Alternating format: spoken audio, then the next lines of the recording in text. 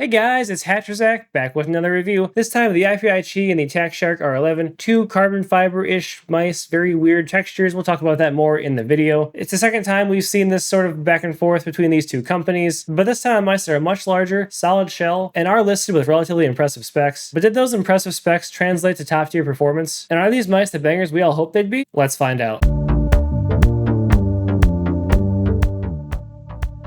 Here we have them, the IPI Chi and the Attack Shark R11. Virtually the same mice with a few key differences that we will cover here in this video. This is the second time that Attack Shark and IPI have sort of released the same mouse, more or less. Still not entirely sure what's going on there. Last time it was the R5 Ultra and the Float. Those are Final Mouse clones. These are not. These are much larger, much safer shape. Not a lot going on the sides. Pretty big back presence, sort of like a Rog Harpy Ace, but not quite the same. But we'll get into those shape details later. First off, what are the differences between these mice? Not much that I can tell, except for that the Attack Shark has Omron opticals and they feel oh so good, and the IPI has the Omron mechanicals and they feel not quite as good. So with that, let's jump right into those clicks. The Attack Shark R11 here, or I guess R11 Ultra, the only version of the mouse, has these Omron opticals and they are crisp. They have that really good Omron optical implementation feel where they're tactile but still very light and spammable. I would classify these on just straight up the lighter side. They're very spammable. They rebound very nicely, but they still feel sharp and tactile. They are probably top 5 Omron optical implementation. As far as side-to-side play, not a lot to write home about. Barely any pre, barely any post. Almost the perfect clicks if I'm being honest with you. They do become about medium actuation here at the top and get lighter as you go to very light here at the bottom, maybe medium light in the center of the button. And these clicks are killer. To the IPI Chi, these are also very spammable and very light. There is a little bit more pre and a little bit more post travel here. The Omron mechanicals are always very spammable, never my favorite switch. These are a little bit on the more pingy side, which is interesting given their mechanical switches. There's not a lot of side-to-side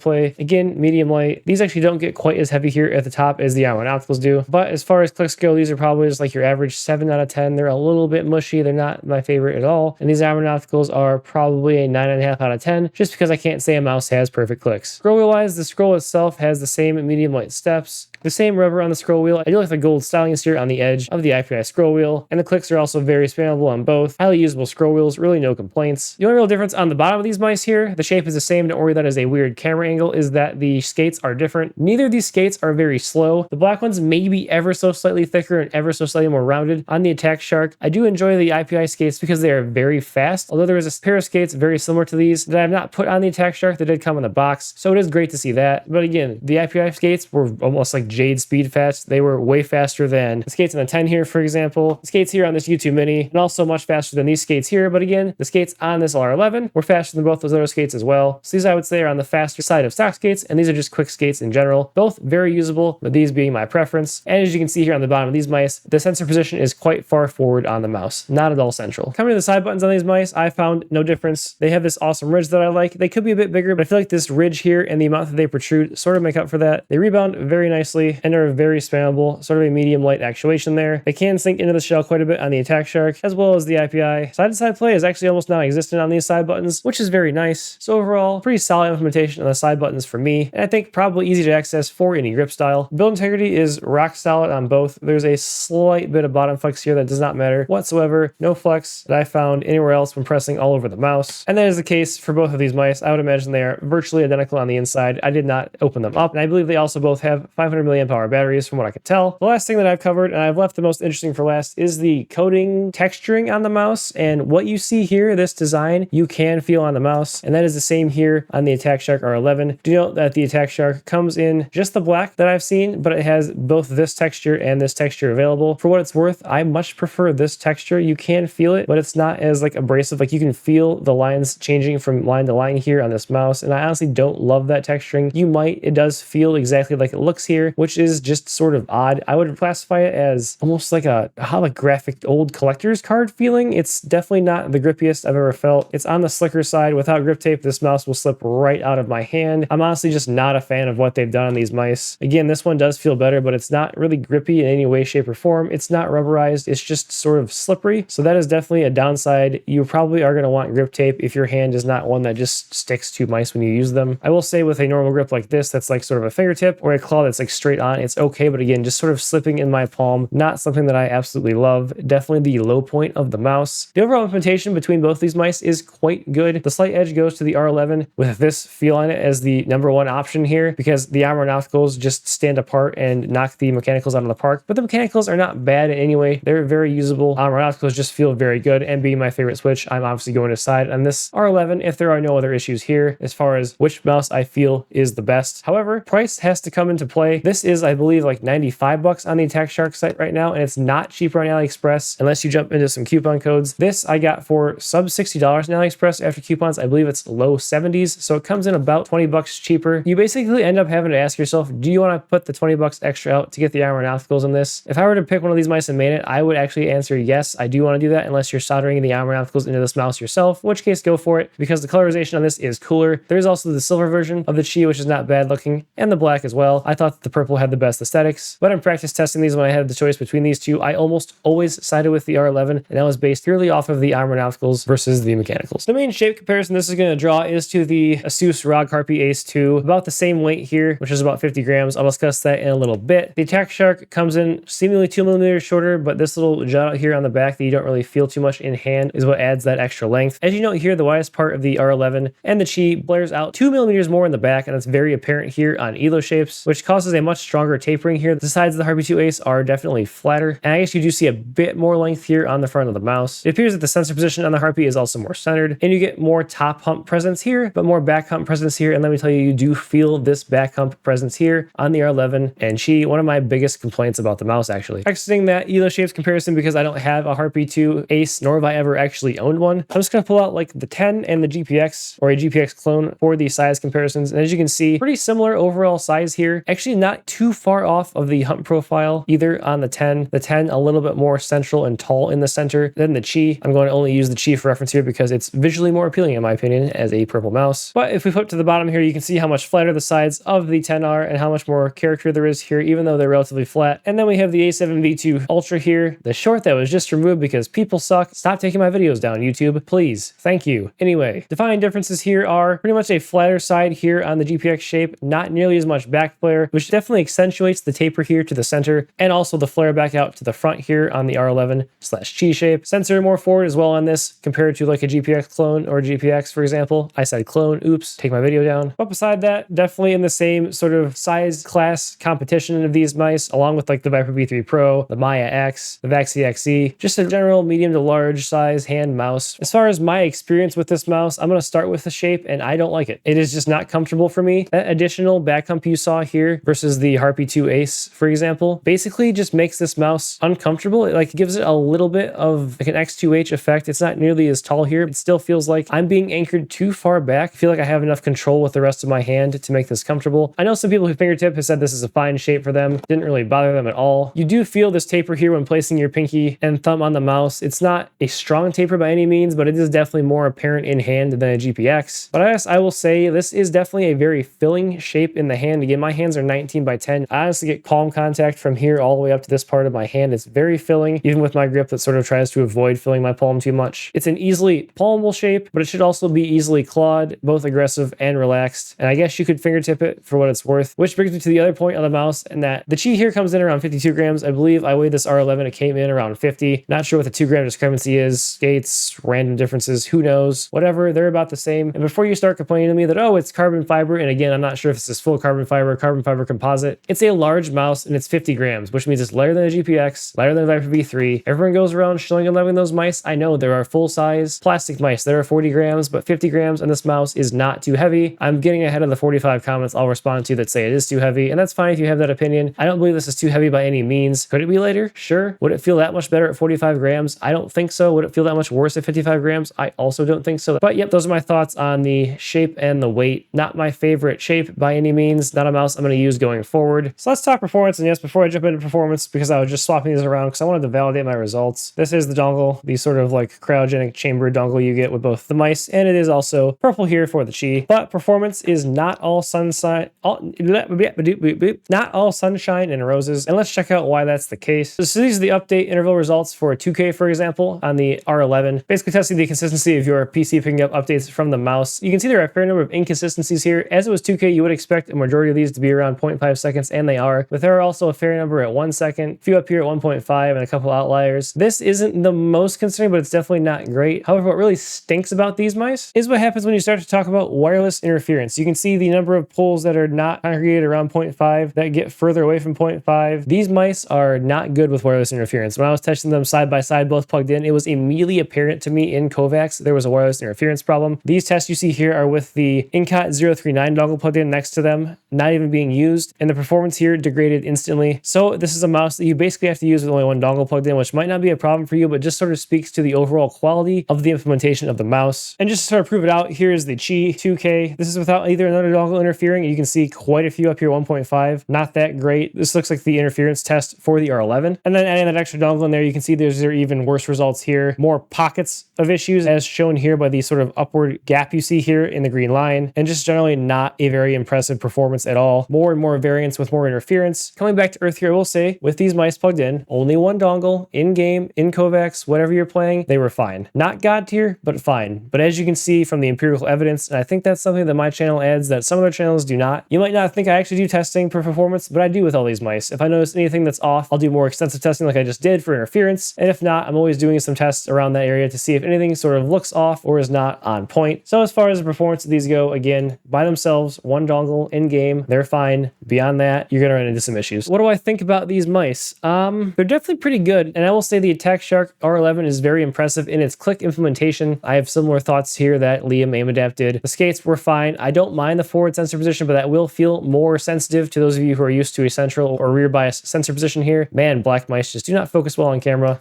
I do really enjoy the side buttons, the clicks, the scroll. The coating is the other downside. It's not really a coating in my opinion. This texture is weird and it is not grippy. And the skates and the Qi particularly were very enjoyable. So if you're like down with the aesthetics and the like not super grippy coating, and you want a mouse that's sort of larger like this, provides some nice back hump, and is just again pretty filling in hand, relatively safe with a bit of side taper, this is like a decent mouse. It's not going to be my strong recommendation. If I had a seal of approval, I probably wouldn't give it. Remembering that the Qi is 20 bucks cheaper, but always has Omron mechanicals, but you can solder in opticals. It's really up to you if you want to pick these up, which versions of these mice you want to go for. It's not my favorite mouse, although to be honest, I could sit here and click these Omrons all day long and be very satisfied. Again, not a mouse I'll be using going forward. Doesn't mean it's not a good mouse for you. It's like a lukewarm recommendation, and honestly, if you're looking for a good mouse, this 039 from Incot, I would almost call a main now because it is that good, and I have absolutely been loving this mouse. It will probably be the next mouse review you see come out. This mouse is top tier. Just a weird software issue I'm having, but we won't talk about that yet.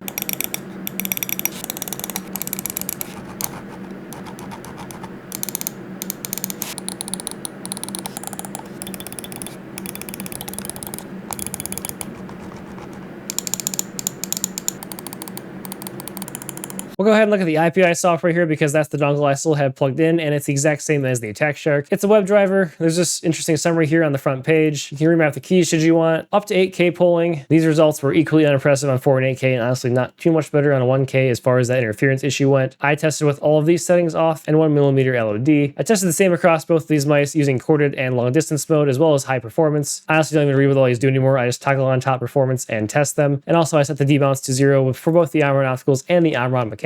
It's a web driver. I don't think there's a desktop driver. Take that as you will. It does its job. Grams of quick weights. We have the Qi here coming in at 52.7 grams completely stock, and the R11 coming in completely stock at 50.4 grams. So 2 whole grams lighter for reasons. As far as measurements go, the narrowest part of this mouse, as you can see, is very far forward, and it's 57.6 millimeters. More toward the middle and at the sensor point, it's actually 58.8 millimeters. Clock on the back flare at about 64.9 millimeters, and the grip point of that front flare about 61.3 millimeters. Finally getting a max hump height of about 37.8 millimeters. So that about wraps it up for my thoughts on the Attack Shark R11 Ultra and the IPI Qi. Very, very similar mice. A few key differences. Neither of them absolutely blew me away, but then again, they are both entirely usable. Once again, very susceptible to wireless interference. God tier click implementation on the R11. Arguably cooler colors on the IPI Qi and at a lower price. If you like this shape, again, you can definitely check them out. Not a top recommendation, but not a mouse I would strongly steer people away from. I'll leave that decision up to you. Please subscribe and like if you enjoyed the video. You can follow me on Twitter at DasherZach. Check out the Mousecast podcast and my peripheral Discord server. And with that, we'll fly you.